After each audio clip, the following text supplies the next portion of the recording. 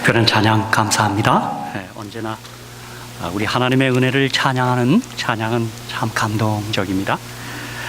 이 아침 우리에게 주시는 하나님의 말씀은 구약성경 전도서의 말씀입니다. 구약성경 전도서 7장 11절에서 18절까지 있는 말씀을 우리 함께 봉독하겠습니다.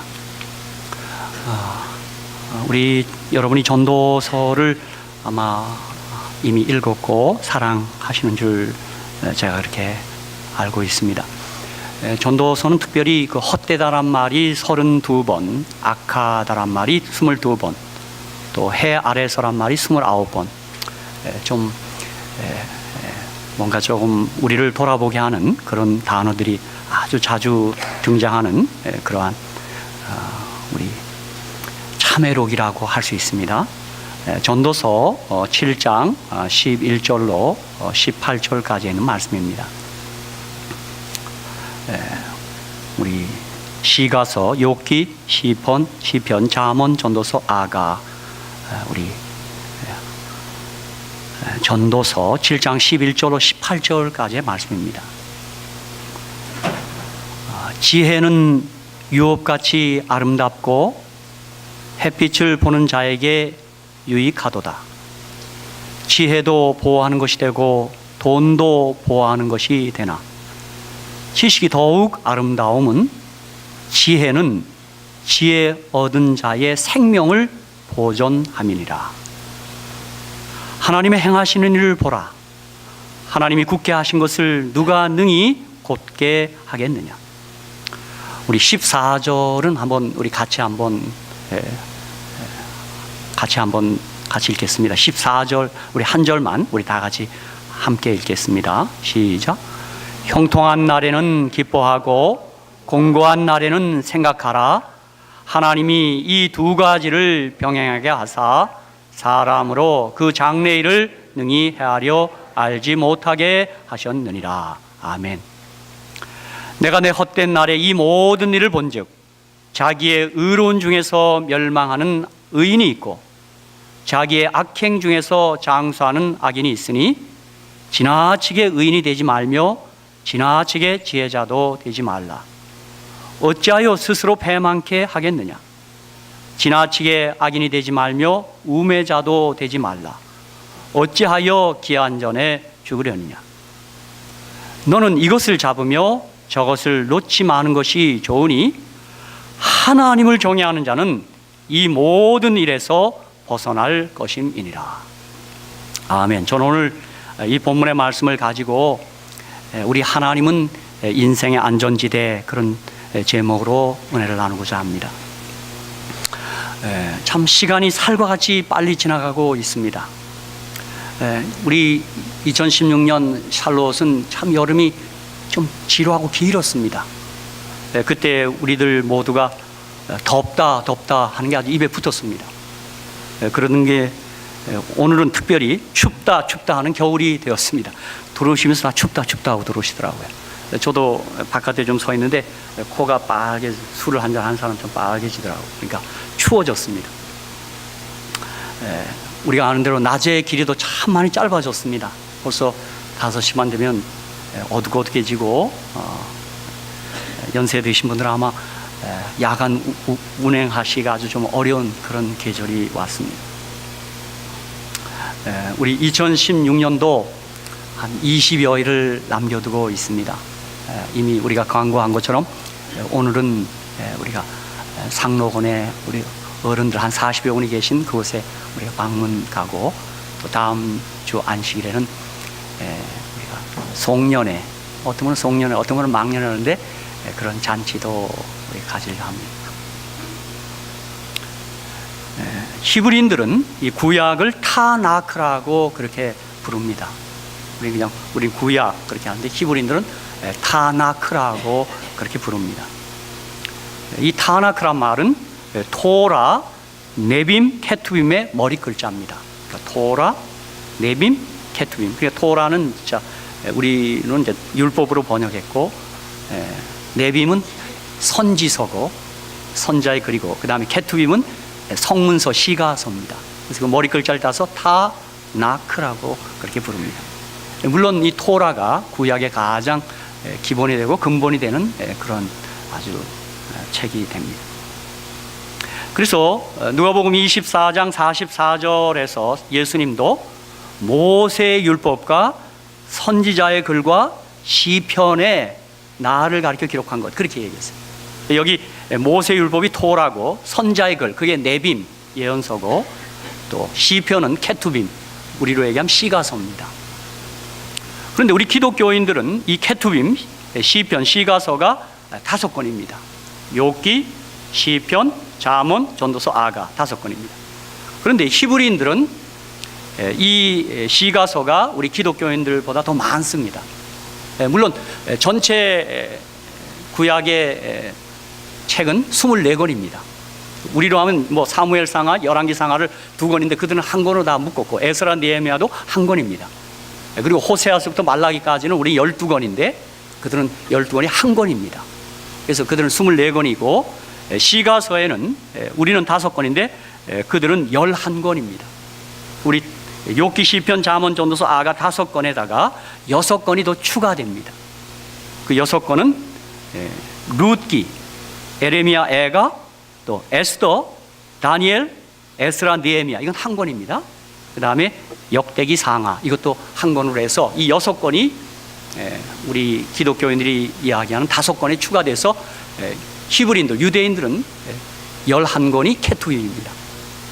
그리고 이 11권의 케투빔, 이 시가서 중에 5권은 또 이렇게 독립해서 빠져나옵니다. 그래서 가령 예를 들면 그 5권을 메길로드라 그러는데 6월절에는 아가서를 낭독합니다. 그리고 오순절에는 룻기를, 그리고 에레미야, 애가는 예루살렘 멸망을 기념하는 아부월 9일에, 그리고 초막절에는 전도서, 이게 다 우리 시가서들인데요. 그리고 에스더서는 부림절, 아달월 14, 15일, 그렇게 5권의 책은 분리해서 절기 때 낭독합니다. 그러니까 특별히 이 아가서, 전도서가 메길로드에 속해 있고, 아가서는 6월절에, 그리고 전도서는 초막절. 그러니까 지금 이 전도서를 우리가 함께 읽는 아주 적절한 계절입니다. 이 11권의 케투빔 가운데 솔로몬이 기록한 아가, 잠언, 전도서는 각 계절을 대표한다고 할 수 있습니다. 사랑 이야기 아가서는 봄 같은 그의 혈기 아주 방장한 젊은 날의 기록입니다. 우리가 아가서를 읽어보면 어느 분은 좀 낯이 뜨겁습니다. 이렇게 아주 실제 몸을 실제 묘사하기 때문에 어느 때 잘못 읽으면 이게 어떻게 성경이 되었나 좀 논란이 있는 책입니다. 그리고 지혜의 문서인 잠언은 여름과 가을 같은 그의 통치 절정기에 쓰인 아주 그런 아주 지혜의 문서가 됩니다. 그리고 전도서는 겨울과 같은 그 모든 것을 다 겪고 난 노년의 회고록처럼 집필된 그런 책이라 할 수 있습니다. 그래서 전도서는 좀 겨울에 해당되고 우리 인생의 노년기에 읽고 또 그렇게 묵상할 수 있는 그런 책입니다. 그러기에 솔로몬만이 이런 회고담을 늘어놓을 수 있고, 그런 회고담이 시간과 공간을 초월해서 오늘 우리에게까지 설득력을 가질 수 있다고 생각합니다. 그의 경험이 거기 반영되어 있어요. 참 그렇게 지혜 많던 분이 좀 타락의 시간도 있었어요. 참 우리 아무도 장담을 못할 것 같아요. 저는 그 잠언을 읽으면서 어떻게 솔로몬이 그렇게까지 타락할 수 있을까? 참 저 자신을 이렇게 좀 둘러보게 합니다. 좀 아무도 우리 과거를 자랑할 수 없겠다, 그런 생각을 하게 됩니다. 전도서는 솔로몬이 낭비한 수년 동안의 역사를 후세들에게 경고하기 위한 교훈으로 기록한 그의 어리석음과 회개에 대한 참회록입니다. 정말 여러분이 아마 젊은 날에 뭐 톨스토이의 뭐 인생 뭐 그런 몇 가지 어거스틴의 참회록 그런 거 아마 대해 보신 적 있는 것처럼 참 전도서는 솔로몬의 아주 애절한 참회록입니다. 그러므로 전도서는 진실로 인생의 황혼역에, 그리고 계절에 의하면 겨울에, 그리고 이렇게 세모에 읽으면 잘 어울리는 그런 말씀입니다. 저는 전도서를 대할 때마다 우리 교회는 좀 친숙하지 않지만 개신교 부흥사들이, 특별히 제 기억에 성결교 이성봉 목사님이 이 허사가란 노래를 구성지게 부르더라고요. 그 12절로 되어 있는데 아마 여러분 생각날 거예요. 일반 교회 다니시면 아마 그 성결교회 그 이성봉 목사님, 제가 이 노래를 조심해서 불러야 되는데 한 절만 한번 불러보겠습니다. 예. 세상 만사 살피니 참헛되구나, 뭐 이렇게 나가는 노래 기억하시죠? 예. 부귀공명 장수는 무엇하리요, 고대강실 높은 집 문전옥답도, 우리 한번 죽으면 일장의 춘몽. 들으신 적 있습니까? 예, 이걸 이 할아버지 연만하신 분이 제가 유튜브에도 나오는데요, 구성지게 부르더라고요. 12절로 되어 있습니다. 일생일계 북망산 불기객되니 일배황토 가련코 가였구나. 이렇게 맑은 노래를 부르면 안 되고 약간 좀 쉰 목소리를 불러야 이게 어울립니다. 솔로몬의 근영광 옛말이 되니, 이렇게 하면서 불러요. 진짜 허사가예요. 다 헛되다 이 말입니다. 12절이 우리 희망 무행가 뜬 세상 영화 분토같이 버리고 주님 따라가 천국 낙원 영광 중 평화의 생애 영원 무궁하도록 누리리로다. 그 노래를 구성지게 부르면서 거기에 기별이 담겨 있어요. 보니까요, 헛된 인생 하나님께 돌아오라, 그렇게 하시더라. 여기 마침 화면이 떴네요. 예. 예. 그렇습니다. 우리 전도서에는 우리 인간 지혜의 최후의 자각이 거기 담겨 있습니다. 전도서 첫 장인 전도서 1장에는 헛되니 모든 것이 헛되다, 허무시 있어요. 예.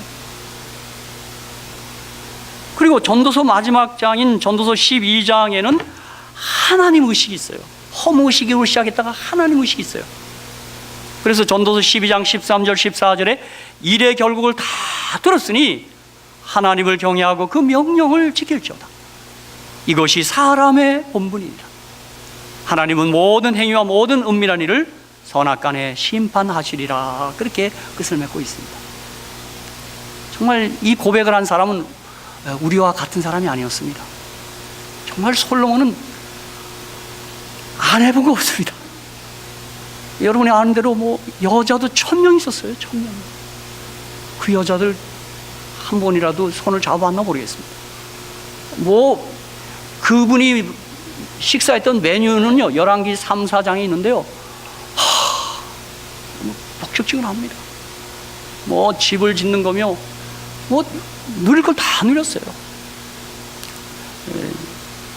어쩌면 미국의 트럼프와 좀 닮았다. 그분도 돈이 많고, 제가 들어보니까 그분은 백악관이 자기 사는 집보다 더 낫다 그러대요. 그래서 그 영부인께서도 백악관 안 들어가시려고, 내가 사는 집이 더 좋아. 그러니까 역대 대통령 가운데 백악관이 자기 집보다 더 급이 낮아졌다 그래요. 전용기도 얼마나 좋은 걸 타고 다니죠. 그런 영화를 누린 분의 입에서 헛되니 모든 것이 헛되도다, 그렇게 얘기했어요. 이 안식 아침에 우리 모두는 전도서 7장을 묵상하며 함께 은혜를 받고자 합니다. 이 전도서는 그런 염세적인가 좀 그런 분위기가 좀 흐르고 있습니다. 그렇죠? 아마 좀 젊은 분들에게는 좀 이 전도서가 잘 안 맞을 겁니다. 벌써부터 저런 얘기를 하냐고. 그렇죠? 근데 제가 일전에 나성에 있을 때 그 젊은이들도 생일 축가를 부르는데 이 전도서와 같은 축가를 부르더라고요. 생일 축가를. 내가 깜짝 놀랐어요. 왜 태어났니? 너 언제 죽니? 그러더라고요. 야, 이게 뭐 이거? 생일 축가를 그런 걸 하고 있더라고요. 이 전도선에 있죠. 그렇게 하면서 축하를 하더라고요. 자, 오늘 전도서 7장 14절에 우리가 아까 같이 함께 읽었던 말씀, 형통한 날에는 기뻐하고 곤고한 날에는 생각하라. 하나님이 두 가지를 병행하게 하사 사람으로 그 장래를 능히 헤아려 알지 못하게 하셨느니라. 오늘 전도서 7장 14절이 우리에게 주는 기별은 Life is difficult. Life is complex. 정말 삶은 어렵고 복잡합니다. 삶은 간단하지 않습니다. 진짜 오늘 전도서 7장 14절에 하나님의 말씀이 형통한 날만을 얘기했다면 문제는 달라져요. 근데 여기 형통한 날이 있고 공고한 날이 있는데 하나님이 두 가지를 병행하게 한다고 그랬어요. 전도서 8장에는 17절에 하나님이 모든 행사를 살펴보니 해 아래서 하신 일을 사람이 능히 깨달을 수 없도다. 사람이 아무리 해서 궁고할지라도 능히 깨닫지 못하나니 비록 지혜자가 아노라 할지라도 능히 깨닫지 못하리라. 그렇게. 우리 요즘 욥기 토의하고 있는데 말씀 토의하고 있는데 욥기 38장 2절에 우리 하나님이 나타나셔서 무지한 말로 이치를 얻게 하는 자가 누구냐? 욥의 생에 닥친 그 어려움들, 그 곤고함이 너희들 생각과 같지 않아. 그렇게 얘기합니다. 우리들 흔히 믿기만 하면 만사형통, 일사천리, 승승장구 그렇게 말하는 분들이 있는데 성경은 절대 그렇게 얘기하지 않습니다. 하나님이 이 두 가지를 병행하게 하사 형통과 곤고, 환난이 같이 온다고 성경은 말합니다. 하나님 말씀 우리가 어떻게 변개할 수 없어요. 이건 하나님 딱 이렇게 얘기했어요. 우리들도 보면 어떤 때 형통한 시간이 있지만 어떤 정말 어려운 시간들이 있었습니다. 저는 이렇게 연로하신 분들을 볼 때마다 어떻게 지금까지 이렇게 잘 살아오셨는지 존경이 갈 때가 있습니다. 예. 지금 아마 더 연세가 되신 분들은 우리 한국에서는 참 어려운 시기를 지나왔습니다. 참 저희 나이는 이렇게 살살 피해간 것 같아요. 저는 6.25 겪지 않았습니다. 얼마나 힘들었을까요? 저는 월남전 때는 또 아직 어려갖고 못 갔습니다. 그때 또 월남전 가신 분들 얼마나 고생해요. 그렇죠? 여러분, 그 한국의 그 시간을 지나온 것을 가지고 만든 영화가 국제시장입니다. 아마 여러분 많은 분이 보셨을 거예요. 우리 국제시장을 보면서 몇 군데서 눈물이 나옵니다. 얼마나 눈물이 나오는지 몰라요. 그 어렵게 사셨어요. 저는 그걸 피했어요. 보니까요. 제 나이는 좀 피했어요. 그 주인공이 이렇게 독백하는 게 있다요. 아버지, 제 이만하면 잘 살았지. 이래. 정말 힘들게 살아왔어요. 진짜. 예. 아마 지금 저보다 더 젊은 사람들이 이런 얘기를 하면 인생이 어렵다 그러면 잘 이해 안 갈 겁니다. 그렇죠? 아, 그때 전쟁통에 굶었다 그러면 라면 썰 먹지 왜 그랬냐고 또 그러죠. 냉장고 꺼내서 먹지. 그 잘 모릅니다. 그러니까 지금 이 젊은 세대는 참 인생이 복잡하고 어렵다는 걸 잘 공감이 안 될 거예요. 제가 이 Life is difficult, Life is complex라는 말은 제가 한 말이 아니고 스코트 팩이 지은 아직도 가야 할 길의 첫 문장이 그 문장입니다. 그 책의 첫 문장이 Life is difficult 그렇게 해놨어요. 저는 그 첫 문장에 수긍이 되더라고요. 삶이 어렵습니다. 제가 하나님이 얼마나 허락할지 모르는데 그때까지 뛰어갈 생각하니 이게 만만치 않습니다. 그렇죠? 아마 여기 연로하신 분들은 참 힘있게 잘 달려오셨습니다. 그렇죠? 거기다가 오래전에 우리 재림교인이 되신 우리 믿음의 어른들께서는 얼마나 훌륭하신 겁니까? 정말 지금도 그렇지만 우리 재림교인이 된다는 게 얼마나 어려워요. 정말 힘든 것 같아요. 사실 그래서 성경에도 보면 요한 3서 1장 2절에는 사랑하는 자여 내 영혼이 잘 잘된 같이 내가 범사에 잘되고 강건하기를 내가 간구하노라, 그런 말씀도 있어요. 이런 말 좋죠. 내 영혼이 잘된 같이 범사가 잘되고 강건하기를 원하노라. 아멘. 좋긴 좋아요. 그런가 하면 다른 곳에서는 베드로전서 4장 12절 13절, 사랑하는 자들아 너희를 시련하러 오는 불시험을 이상한 일 당하는 것 같이 이상히 여기지 말고 오직 너희가 그리스도의 고난에 참여하는 것으로 즐거워하라. 형통만 오는 게 아니라 시험도 오고 고난도 온다, 그렇게 얘기합니다. 그래서 사도 야고보도 야고보 5장 13절에 너희 중에 고난을 당하는 자가 있느냐? 저는 기도할 것이요 즐거워하는 자가 있느냐? 저는 찬송할지니라. 아마 우리들 가운데도 2016년을 가만히 돌이켜보면 형통한 순간도 있었지만 정말 아주 힘든 시간들도 겪으신 분이 계실 거예요. 혹시 아파서 아주 힘든 분도 계셨을 거고, 하시는 일이 어려워서 쩔쩔매신 분도 있고 그럴 겁니다. 정말 하나님 말씀처럼 참 인생은 복잡해서 항상 맑은 날만 있는 게 아니라 어려운 순간도 있습니다.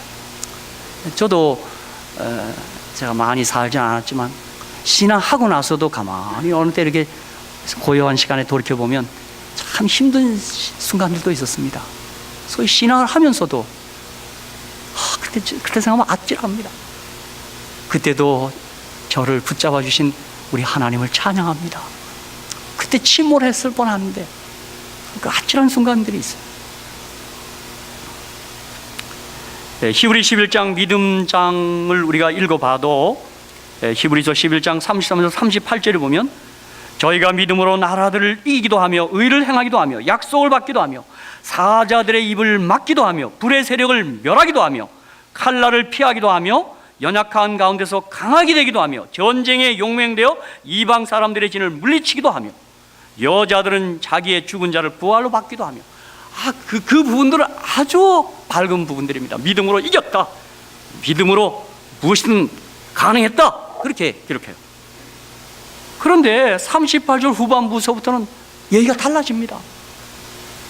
다 이들이 믿음으로 산 사람들이네. 또 어떤 이들은 희롱과 채찍질뿐 아니라 결박과 옥에 갇히는 시험도 받았습니다. 돌로 치는 것과 톱으로 켜는 것과 시험과 칼에 죽는 것을 당하고 양과 염소의 가죽을 입고 유리하여 궁핍과 환난과 학대를 받았으니 믿음으로 살았는데 그렇게 살았어요. 저는 침례 요한의 생애를 대할 때마다 왜 침례 요한을 살리지 않았을까요? 다니엘도 감옥에 갔고 요셉도 감옥에 갔어요. 그렇죠? 가만히 성경 보니까 하나님께서 크게 쓰신 사람들은 전과자가 돼야 돼요. 교도소를 가야 돼요. 근데 어떤 이는 살려내고 어떤 이는 침례 요한은 그냥 목이 잘려서 그냥 그렇게 생을 마감합니다.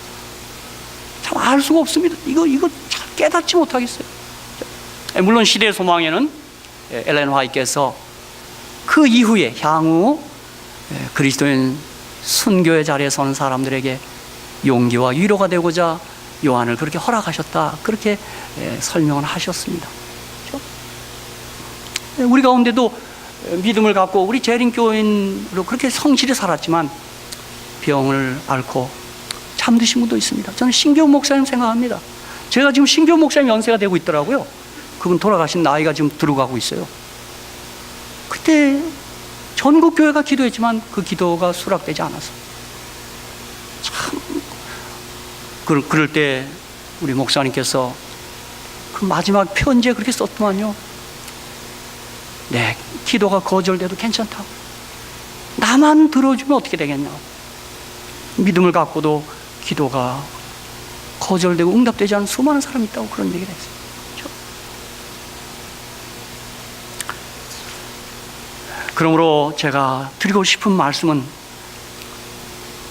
우리 믿음의 최종 해답은 부활입니다. 부활.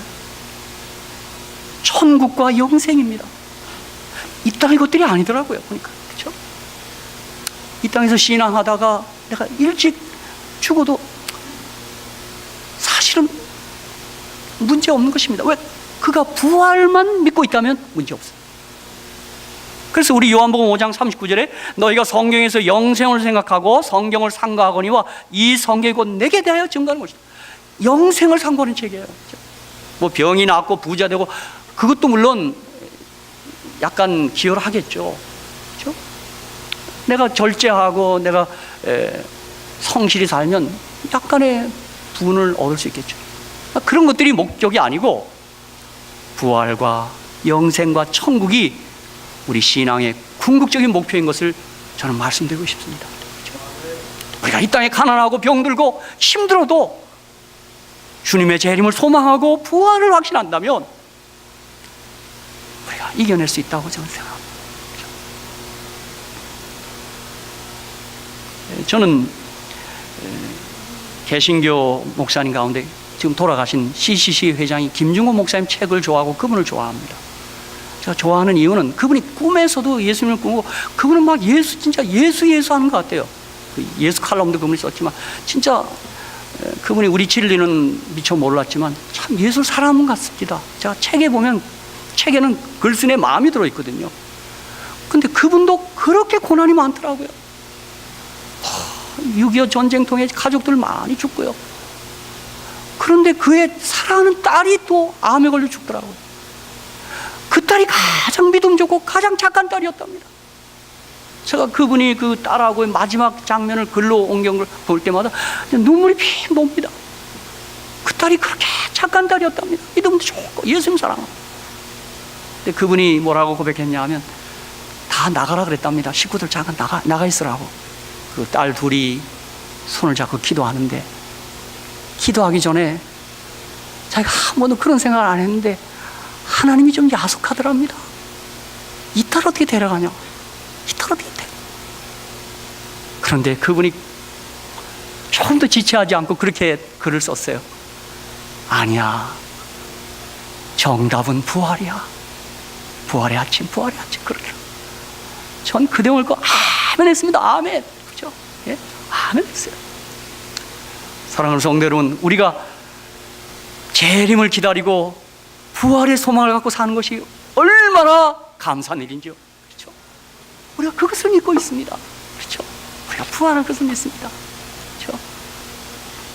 그래서 오늘 이 전도서 7장 14절에 형통한 날에는 기뻐하고 곤고한 날에는 생각하라 그렇게 얘기했어요. 여러분, 곤고한 순간들에 우리가 할 일이 생각하는 것입니다. 뭘 좀 생각하는 거예요. 또 시편 50편 15절에는 환난 날에 나를 부르라 기도하라 그렇게 얘기도 했어요. 고린도후서 12장 7절로 10절에 보면 사도 바울, 그가 진짜 지병이 있었습니다. 어떤 신학자는 간질이라 그러고 또 어떤 학자들은 안질이라 그럽니다. 우리는 안질로 생각합니다. 아마 간질로 생각하는 사람은 어떤 분이 안질을 발음을 잘못해서 간질로 들은 모양입니다. 그죠? 어쨌든 바울이 그가 병이 있었어요. 그래서 고린도서 12장 7절로 10절에 보면 여러 계시를 받은 것이 지극함으로 너무 자고하지 않게 하시려고 내 육체에 가시 곧 사단의 사자를 주셨으니 이는 나를 쳐서 너무 자고하지 않게 하려 하심이라. 이것이 내게서 떠나게 하여 내가 3번 주께 간구하였더니 내게 이르시기를 내 은혜가 내게 족하도다. 이는 내 능력이 약한 데서 온전해짐이라 하신지라. 이러므로 도리어 크게 기뻐함으로 나의 여러 약한 것들에 대하여 자랑하니니 이는 그리스도의 능력으로 내게 머물게 하려 함이라. 그러므로 내가 그리스도를 위하여 약한 것들과 능력과 궁핍과 핍박과 곤란을 기뻐하노니 이는 내가 약할 그때 곧 강함이니라. 3번이란 말은 아주 철저하게 기도했는데 거절당합니다. 여러분 생각해 보십시오. 뭐 간질은 그만두고 안질이 여기 눈에 고름이 나고 이렇게 얼마나 불편했을까요? 정말 불편했을 거예요. 여러분이 갈라디아서 4장 12절 15절에 보면 바울이 이런 고백도 합니다. 형제들아 내가 너희와 같이 되었은즉 너희도 나와 같이 되기를 구하노라. 너희가 내게 해롭게 하지 아니하였느니라. 내가 처음에 육체의 약함을 인하여 너희에게 복음을 전한 것을 너희가 아는 바라. 너희를 시험하는 것이 내 육체에 있으되. 여러분 목사란 사람이 이게 아파갖고 이러고 다니면 그 시험거리입니다. 지금 뭐야 저게? 기도해서 놔버리지 저거. 내 육체에 있으되 이것을 너희가 업신여기지도 아니하며 버리지도 아니하고 오직 나를 하나님의 천사와 같이 또는 그리스도 예수와 같이 영접하였도다. 너희의 복이 지금 어디 있느냐? 내가 너희에게 증거하노니 너희가 할 수만 있었다면 너희의 눈이라도 빼어 나를 주었으리라. 그렇게 얘기했습니다. 그러니까 안질이 맞는 것 같습니다. 그냥 고름이 흐르는데 시험거리 안 되겠어요. 목사가 그 조래. 저도 한때 너무 말랐기 때문에 건강 얘기하기가 참 쑥스럽더라고요. 그래서 처갓집에 가서 이렇게 식사 때 이렇게 가려 먹으면 꼭 한마디 하세요. 자네 그렇게 먹으니까 그렇게 빼짝 말랐지 그래요. 제가 기적이 일어났습니다. 제가 살이 쪘어요. 할렐루야. 여러분은 예상하는데 저는 이거 기적입니다. 저는 살이 찔 날이 있었을 건데 제가 목욕탕에서 제가 기적이 일어났습니다. 여러분 뭘 모를 겁니다. 그게 무슨 말이죠? 제가 이제는 건강기별을 외쳐도 될 것 같습니다. 그죠? 근데 우리 교회도 보면 이렇게 건강기별 하는 분들 보면 다 말랐더만요. 한결같이. 그죠? 그러니까 어떤 분은 그래요. 이방인들이요. 저 살이나 찌고 하면 좋겠다. 그런 거 얘기하는 사람 있어요. 그렇죠? 진짜 시험거리. 그러나 이 갈라디아 교회는 천사처럼 대우하고 그렇게 다 이해했다고 그렇게 말을 해요. 이 갈라디아 교회 참 좋은 교회죠. 사도 바울은 정말 그가 영감으로 그런 글처럼 살았어요. 바울이 한 말씀 로마서 8장 28절. 저는 그것을 팔두개 잡아라. 롬8 28 팔두개 꽉 잡아. 하나님을 사랑하자. 그 뜻대로 우리는 합력하여 모든 관계가 선을 이룹니다. 여러분 진짜 그랬어요? 그가 빌립보에 가서 복음 전하다가 감옥에 갇혔습니다. 갇힌 것뿐만 아니라 많이 맞았습니다. 여러분 그쯤 되면 어떻게 할까요? 우선 엄살 부려야 돼요. 아이고 그죠?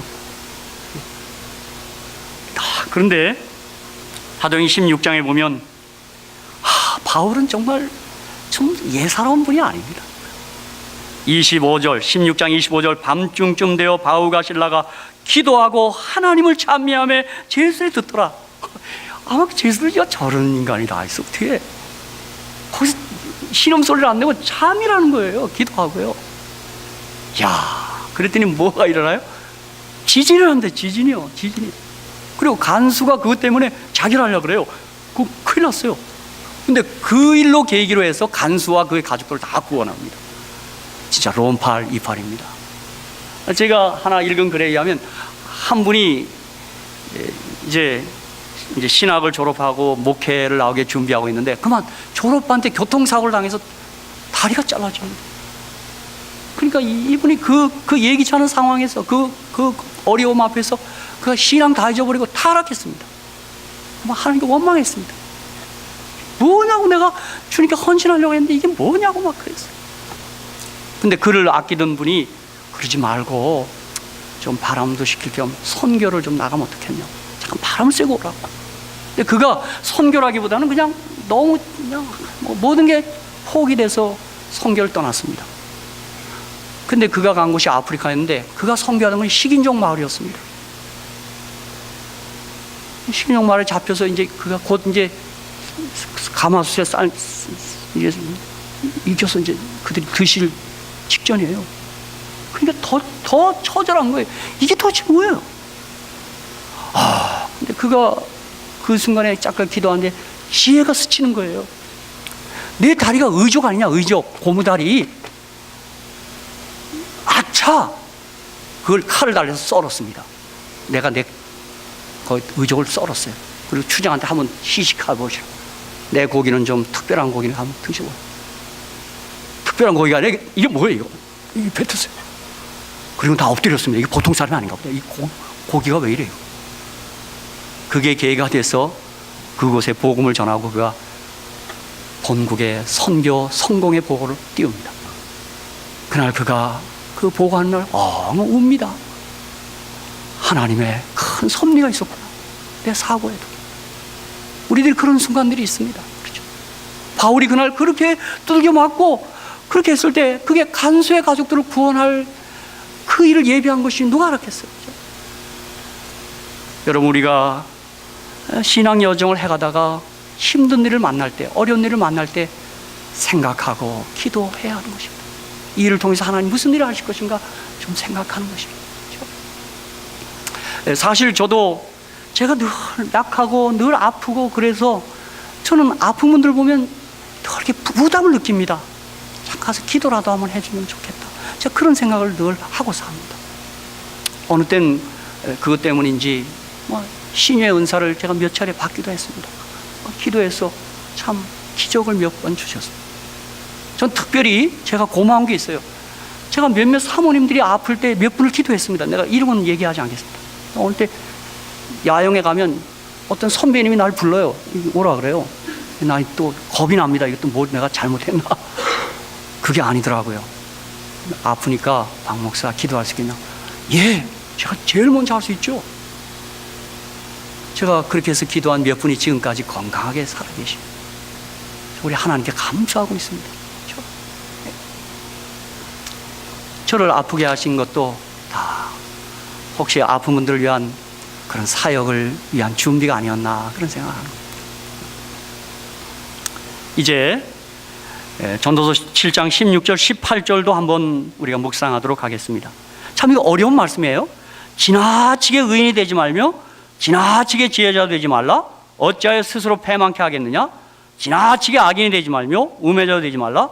어찌하여 기한 전에 죽으려 하느냐? 너는 이것을 잡으며 저것을 놓지 마는 것이 좋으니 하나님을 경외하는 자는 이 모든 일에서 벗어날 것임이니라. 이게 무슨 뜻입니까? 참 어려운 말씀입니다. 저는 이 말씀을 율법주의와 방종주의를 경계하고 하나님을 믿는 믿음으로 살아라. 저는 그렇게 이해합니다. 지나치게 의인되고 지나치게 지혜자가 되는 것, 이게 종교적이 되는 것입니다. 이게 소위 율법주의입니다. 그리고 지나치게 악인 되는 건 뭐예요? 세속주의예요. 불신주의예요. 그저 제 멋대로 사는 거예요. 그죠? 원칙도 없고 기준도 없고 내 마음이 안 자유방종주의. 허나 우리는 그 양극단을 피해서 하나님의 은혜를 믿는 믿음으로 사는 것입니다. 이것이 가장 안전지대입니다.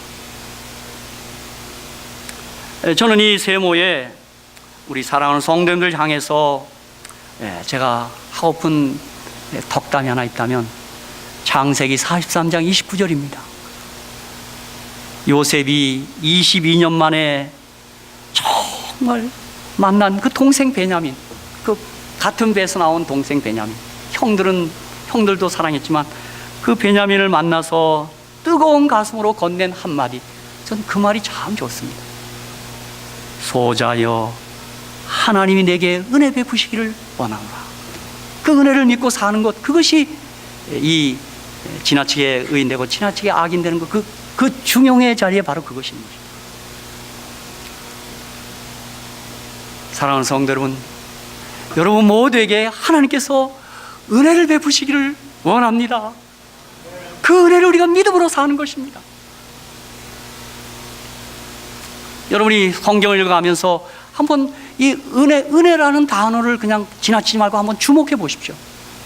우리가 은혜로 구원받습니다. 은혜로 죄사함 받습니다.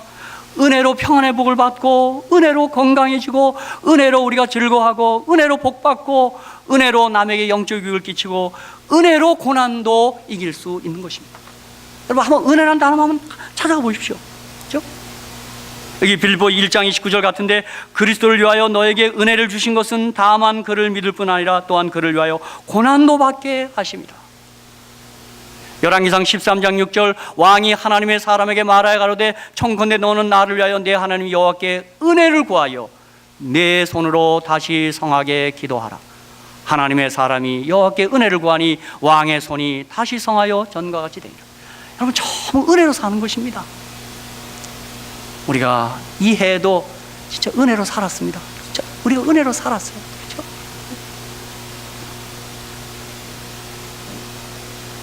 제가 말씀을 마감하려 합니다.